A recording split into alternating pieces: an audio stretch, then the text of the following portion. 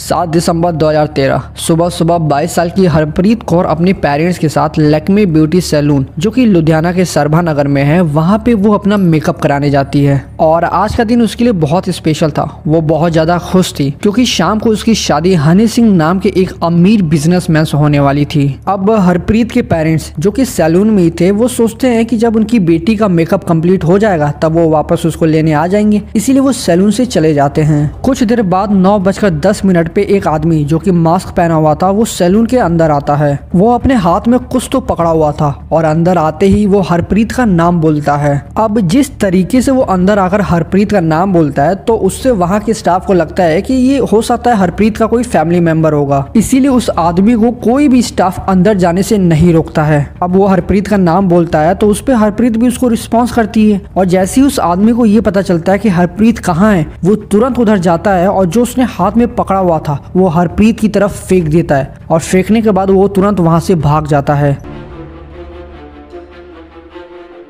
हरप्रीत दर्द से चिल्लाने लगती है, उसकी पूरी बॉडी जलने लगती है क्योंकि उस आदमी ने हरप्रीत के ऊपर जो फेंका था वो एसिड था और एसिड के कुछ छिटके हरप्रीत का मेकअप कर रहे गीता और अमरजीत कौर पे भी पड़ जाता है और उनकी भी बॉडी जलने लगती है। सैलून का स्टाफ और वहाँ पास में जो भी लोग थे वो तुरंत उन सबको डीएमसी हॉस्पिटल में लेके जाते हैं और उन सब में सबसे ज्यादा क्रिटिकल कंडीशन हरप्रीत की थी क्योंकि उसकी बॉडी 50% तक जल गई थी और सिर्फ बॉडी ही नहीं उसके ऑर्गन्स भी जल चुके थे। एक लड़की जो अपनी शादी से कुछ घंटे पहले अपना मेकअप करा रही थी, लेकिन एक शैतान आता है और सिर्फ कुछ ही सेकंड्स में सब कुछ खत्म कर देता है। अब हरप्रीत के फादर जसवंत सिंह सरभा नगर पुलिस स्टेशन में जाकर एफआईआर करवाते हैं। पुलिस इन्वेस्टिगेशन स्टार्ट करती है। वो सैलून का सीसीटीवी फुटेज चेक करती है और आसपास के लोगों से पूछताछ करते हैं तो उन्हें पता चलता है कि वो आदमी अकेला नहीं आया था, उसके साथ 3-4 लोग और भी थे जो गाड़ी के अंदर बैठे हुए थे। और पुलिस जब सैलून को अच्छे से चेक कर रही थी तो उन्हें वहाँ एक लेटर मिलता है जो वही मास्क वाला आदमी वहीं पे छोड़ गया था और उस लेटर में पंजाबी में लिखा था कि मैं तुमसे पिछले 3 सालों से प्यार कर रहा हूँ, मैं ये शादी नहीं होने दूंगा। अब इस लेटर में जो लिखा था उस पर आप ध्यान दीजिएगा क्योंकि इसकी कुछ बातें तो सही है लेकिन कुछ बातें बिल्कुल ही गलत हैं। उस लेटर में एक आदमी का नाम भी लिखा हुआ था और पुलिस उसी आदमी को ढूंढने में लग जाती है। उन्हें पता चलता है कि ये आदमी हरप्रीत का ही एक कलीग है जो उसके साथ बरनाला ऑटोमोबाइल एजेंसी में काम किया करता था। पुलिस उस एजेंसी में जाती है और वहां से विशाल गर्ग, कुलदीप सिंह और मंजीत सिंह 3 लोगों को अरेस्ट करती है, लेकिन बाद में पुलिस इन तीनों को छोड़ देती है क्योंकि तीनों ही सीसीटीवी फुटेज, अपनी लोकेशंस, अपनी अटेंडेंस और भी कई सारी डिटेल्स ये प्रूव कर देते हैं कि इस केस से, इस अटैक से इनका कोई भी लेना देना नहीं है। अब पुलिस को यहाँ पे रियलाइज होता है कि वो लेटर उस आदमी ने सिर्फ उनको गुमराह करने के लिए वहाँ पे रखा था। पुलिस फिर से सैलून और आसपास के एरियाज के सीसीटीवी फुटेज को चेक करती है, लोगों से पूछताछ करती है, हरप्रीत की फैमिली मेंबर से पूछताछ करती है, लेकिन उन्हें कुछ भी ज्यादा इन्फॉर्मेशन नहीं मिल पाता है। लेकिन हनी सिंह जिसकी शादी हरप्रीत कौर से होने वाली थी, जब पुलिस उसकी फैमिली से पूछताछ करती है तो वो बताते हैं कि उन्हें एक महिला अमृतपाल कौर पे शक है। पुलिस अब उसी डायरेक्शन में इन्वेस्टिगेशन करना शुरू करती है। वो अमृतपाल कौर का कॉल डिटेल रिकॉर्ड चेक करती है तो उन्हें पता चलता है कि उसकी बात एक आदमी परविंदर सिंह से कई बार हो चुकी है।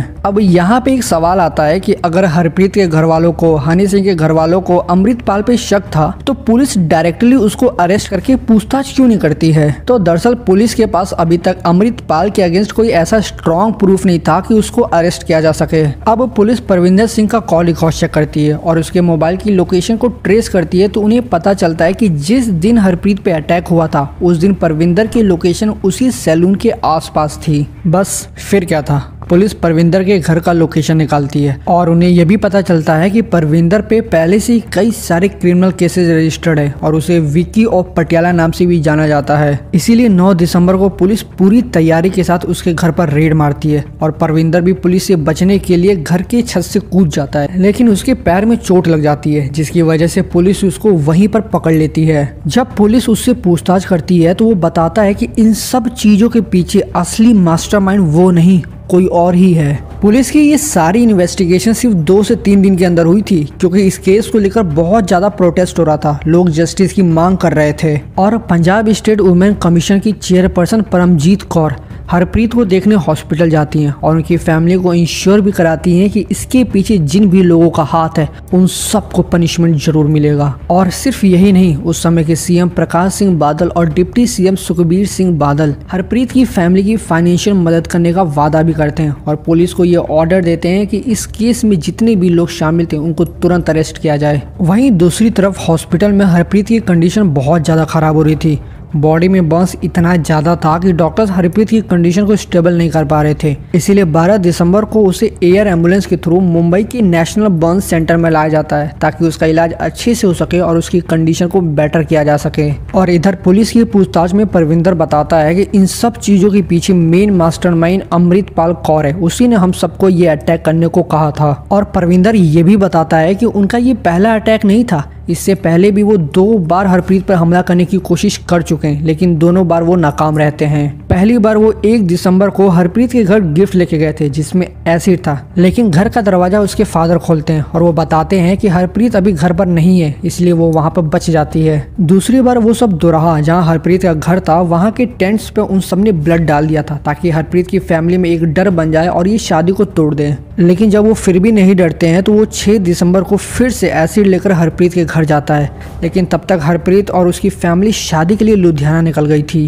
पुलिस ने परविंदर और उसके बाकी साथी जो भी इस क्राइम में शामिल थे उनको पकड़ लिया था और अब बारी थी मेन मास्टरमाइंड अमृतपाल कौर को पकड़ने की। परविंदर एक क्रिमिनल था और वो अमृतपाल कौर को जानता था। हरप्रीत की फैमिली और सनी की फैमिली ने भी अमृतपाल पे शक किया था। तो आखिर अमृतपाल कौर और हरप्रीत कौर के बीच में क्या रिलेशन था? और सबसे हैरानी की बात तो यही है कि हरप्रीत अमृतपाल कौर को नहीं जानती थी, लेकिन अमृतपाल हरप्रीत को अच्छे से जानती थी। और इसके पीछे का कारण है हनी सिंह का बड़ा भाई सनी सिंह। दरअसल अमृतपाल कौर, जिसका दूसरा नाम परी और डिम्पी भी था, वो हनी सिंह के बड़े भाई सनी की वाइफ थी, लेकिन उन दोनों का डाइवोर्स हो चुका था और डाइवोर्स के 6 महीने बाद ही अमृतपाल की एक NRI अमरिंदर सिंह से शादी हो गई थी, जो कि इंग्लैंड में रहता था। लेकिन शादी के बाद वो इंग्लैंड नहीं जाती है, वो अपने पेरेंट्स के साथ लैंड्रेन, जो कि पंजाब में ही है, वहीं पे रहती है। अब पुलिस परविंदर से अमृतपाल कौर की लोकेशन जानने के बाद उसको उसी दिन यानी 9 तारीख को ही अरेस्ट कर लेती है। अब यहाँ पे 2 सवाल था।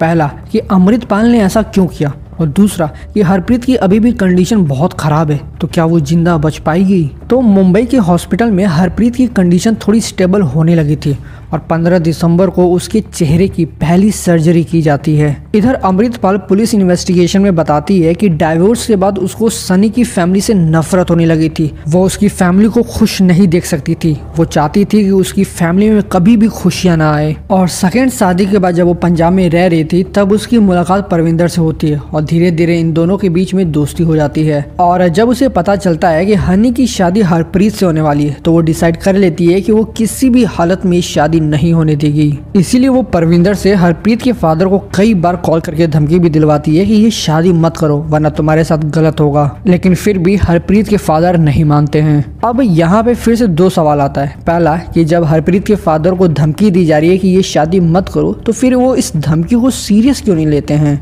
और दूसरा ये कि जब अमृतपाल का डाइवोर्स हो चुका था तो उसे कैसे पता चल रहा था कि हनी की शादी किससे हो रही है, कहाँ हो रही है, कब हो रही है? तो दरअसल हनी सिंह की जो फैमिली थी वो काफी अमीर थी, उनका ट्रांसपोर्टेशन और हॉस्पिटैलिटी का बिजनेस था और इसके अलावा उनके पास कई सारे पब्स भी थे। तो जब हरप्रीत के फादर हनी के फादर को बताते हैं कि उनको कई सारी धमकियां मिल रही है, तो वो कहते हैं कि हमारे कई सारे बिजनेस हैं, तो इसीलिए हमारे कई सारे दुश्मन भी हैं और उन्हीं में से किसी ने आपको धमकी दी होगी। आप इन सब चीजों पे ध्यान मत दीजिए, आप सिर्फ शादी की तैयारियां करिए। इसीलिए हरप्रीत के फादर धमकियां मिलने के बाद भी इस शादी की तैयारी करते रहे। और दूसरा सवाल कि अमृतपाल को ये सारी चीजें पता कैसे चल रही थी? तो दरअसल अमृतपाल का डाइवोर्स जरूर हो गया था, लेकिन घर से जाने के बाद भी वो हनी की कुछ फैमिली मेंबर से और खासकर मेड से कांटेक्ट में थी। वो अक्सर वहाँ की मेड से बातचीत किया करती थी ताकि उसको पता चलता रहे कि हनी के घर पे क्या चीजें चल रही हैं। और वहीं से उसको पता चला कि हनी की शादी हरप्रीत से होने वाली है। और अमृतपाल ने परविंदर को एसिड अटैक के लिए 10 लाख रुपए देने का वादा किया था, जिसमें उसने 1.5 लाख रुपए पहले ही एडवांस में दे दिया था। उधर हॉस्पिटल में हरप्रीत की फेस सर्जरी के बाद 22 दिसंबर को उसकी चेस्ट की सर्जरी की जाती है, लेकिन सर्जरी के बाद उसकी हालत और भी ज्यादा खराब होने लगती है और 27 दिसंबर को मल्टीपल ऑर्गन्स फेलियर की वजह से हरप्रीत की मौत हो जाती है। अब इस केस में कई सारी चीजें ऐसी हुई थी जो आपको सोचने पे मजबूर कर देगा कि क्या क्या हरप्रीत को बचाया जा सकता था?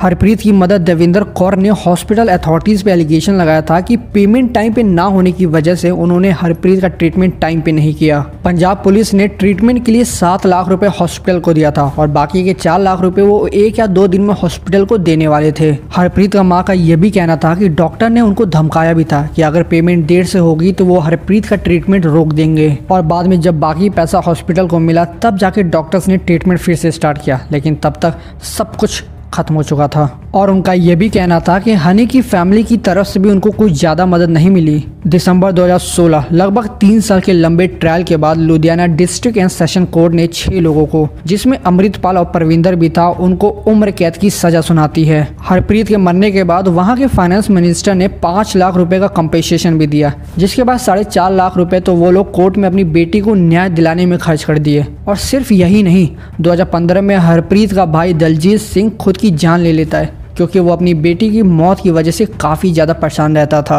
अमृतपाल ने सिर्फ अपनी नफरत और दुश्मनी के चलते हरप्रीत और उसकी फैमिली की ज़िंदगी बर्बाद कर दी। और उसकी फैमिली का तो इस दुश्मनी से कुछ लेना देना भी नहीं था। दुश्मनी किसी और की थी और सज़ा किसी और को मिली।